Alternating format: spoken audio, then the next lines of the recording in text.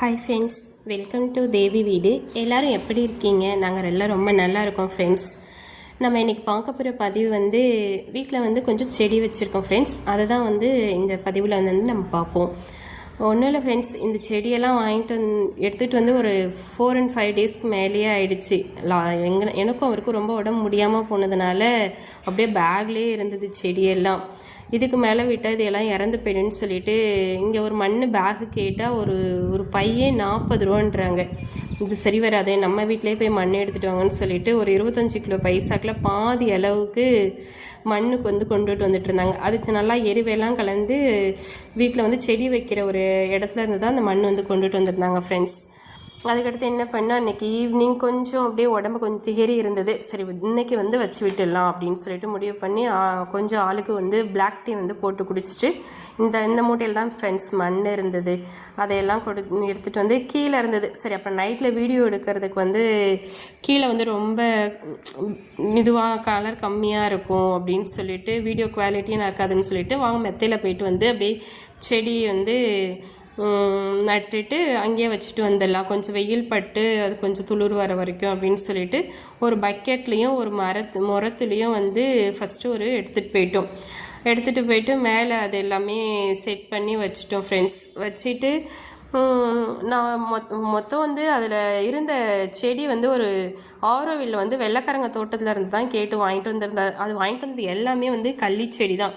Maximum அது வீணாகலை, கள்ளிச்செடியாக இருக்குது. அது கூட ஒரே ஒரு இந்த செடி மட்டும் இருந்தது. அது பேர் என்னன்னு தெரியல ஃப்ரெண்ட்ஸ். அதனுடைய இலையெல்லாம் கூட பழுத்திருக்குது பாருங்களேன். அது என்னதுன்னு சொல்லிட்டு நீங்கள் சொல்லுங்கள். அதுக்கடுத்து வீட்டில் இருந்து அன்னைக்கு மண் கொண்டு வந்திருந்தார்ல, அன்னைக்கு ஒரு 2 செடி வீட்டில் இருந்தே எடுத்துகிட்டு வந்திருந்தார். ஒன்று மருதாணி, இன்னொன்று அது கிட்னி கல் இருந்தால் நீக்குனாங்க. அது எந்தளவுக்கு உண்மைன்னு தெரியல. அதையும் அங்கேருந்து எடுத்துகிட்டு வந்திருந்தாங்க ஃப்ரெண்ட்ஸ். எடுத்துகிட்டு வந்தால் இப்போ மொத்தம் ஒரு 7 செடி ஆகிடுச்சு. ஆனால் வாங்கிட்டு வந்த பாட்டுன்னு பார்த்தா 4 தான்.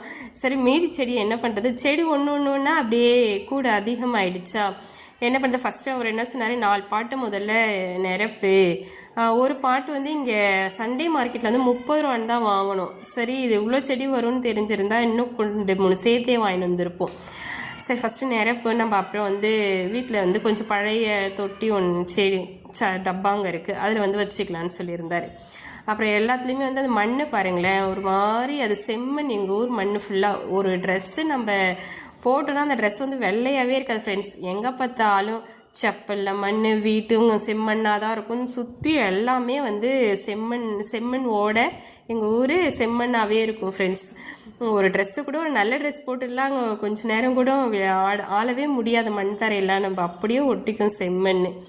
அந்த மண் தான் இப்போ எருவெல்லாம் போட்டு கொஞ்சம் யூஸ் பண்ணோடனே அந்த கலரில் இருக்குது. ஆனால் செடியெல்லாம் ரொம்ப சூப்பராக வளரும். அது அந்த ஊரில் அப்படியே முந்திரி தோப்பு தான் வைப்போமா, அதனால் நல்லா சூப்பராக இருக்கும். நான் அவரோட அப்படியே பேசிக்கிட்டே எல்லா செடியும் சரி எவ்வளோ இருக்குது, ஏன்னா பார்க்கவும் இல்லை, நாங்கள் எடுத்துன்னு வந்ததுலேருந்து அது அப்படியே இருந்தால் அதனால் தனியாக பிரித்து வச்சுட்டு சரி ஃபஸ்ட்டு மண்ணை எல்லாத்தையும் கொட்டிடும். எவ்வளோ கொட்டணும், ஏன்னா நாங்கள் அப்படியே தரையிலே வச்சே பழகிடுச்சு ஃப்ரெண்ட்ஸு. நோண்டுவோம், 2 களைக்கட்டு எடுத்து நோண்டி அப்படியே ஒரு செடியை வச்சு அப்படியே பழகிடுச்சா.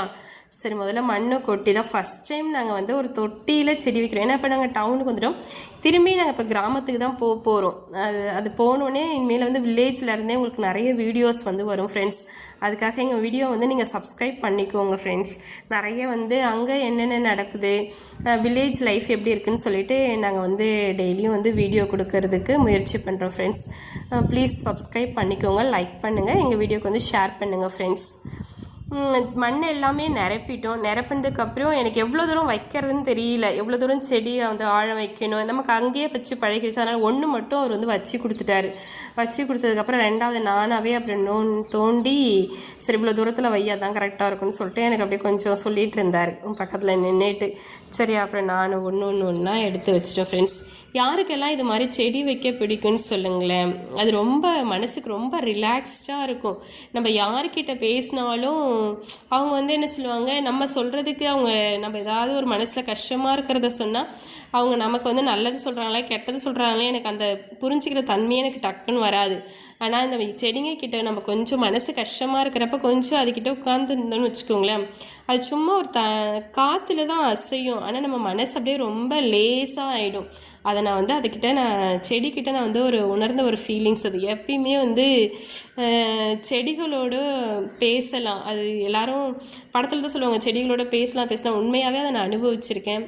செடிகள் வந்து நமக்கு உண்மையாகவே ஒரு நல்ல பாசிட்டிவிட்டியை தரும். நல்ல ஒரு நேர்மறை ஆற்றலை வந்து அது நல்லாவே கொடுக்கும்.